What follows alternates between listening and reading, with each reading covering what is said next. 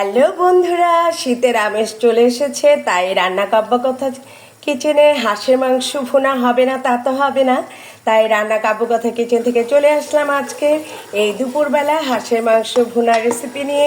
দেখো, তেলে আমি প্রথমে কিছু পেঁয়াজ এবং রসুন কুচি এখানে দিয়ে দিয়েছি এবং এটাকে আমি নাড়াচাড়া করছি। আর দেখো, কিছু তেজপাতা এখানে দিয়ে দিলাম। তেজপাতা দিয়ে এটাকে নাড়াচাড়া করবে। আমি যেহেতু এখানে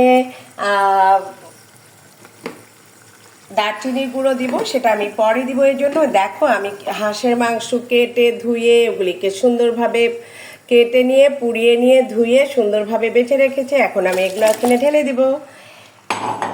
শীতের আমেজ, চারিদিকে ঠান্ডা একটা অনুভূতি হচ্ছে। আর ঠান্ডার অনুভূতির সময় রান্না কাব্য কথা কিচেনে হাঁসের মাংস ভুনা রেসিপি নিয়ে আসলাম।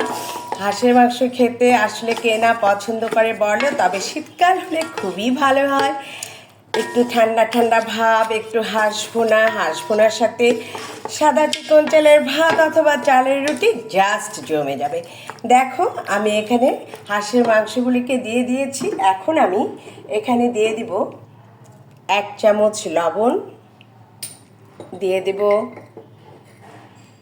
1 চামচ হলুদের গুঁড়ো। আমি একটি হাঁস রান্না করেছি, সেই অনুপাতে আমি এখানে মশলা দিচ্ছি। তারপরে দেখো, হাঁসের মাংস বলে কথা, এখানে আমি কিন্তু একটু মরিচটা বেশিই দিব। মরিচটা আমি একটু বেশি দিব। এখানে আর কোনো চামচের হিসাব না, মরিচ তোমরা তোমাদের ঝাল মতো নিয়ে নাও। আমি কিন্তু 2 চামচের বেশি মরিচ এখানে দিয়ে দিয়েছি। হাঁসের মাংস রান্না করব আর সেটা লাল লাল হবে না তা তো হবে না। দেখো, আমি এই মরিচ দিয়ে এটাকে কিছুক্ষণ নাড়াচাড়া করব।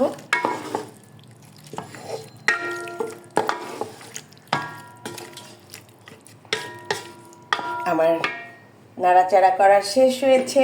এখন আমি এখানে দিয়ে দিব, আমরা যেহেতু দারচিনি, গোটা দারচিনি দিলে আগেই তেলে দিয়ে দিতাম, কিন্তু যেহেতু গুঁড়া দারচিনি দেব এই জন্য আমি মরিচের পরে দিয়ে দিলাম।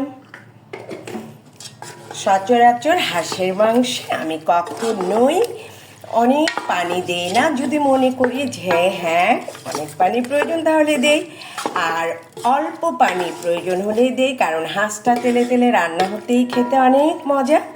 আর দেখো, আমি এখানে অল্প পরিমাণ পানি দিয়ে দিব, আর এই পানিতে মাংসটা সিদ্ধ হবে।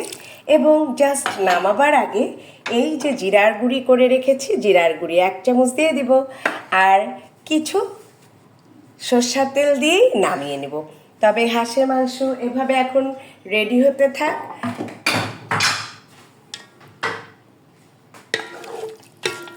ঢেকে দিব এবং রান্নাটা হয়ে গেলে আমি তোমাদেরকে একটি বাটিতে উঠিয়ে দেখে দেব। ভালো থেকো, সুস্থ থেকো, শীতে নিজের শরীরেরও যত্ন নিও। আর এই মুখরোচক কিছু খাবার তোমরা রান্না করে খেও। আর তার মধ্যে হাঁসের মাংস আমি মনে করি একটি অনন্য শীতকালের খাবার। বাই।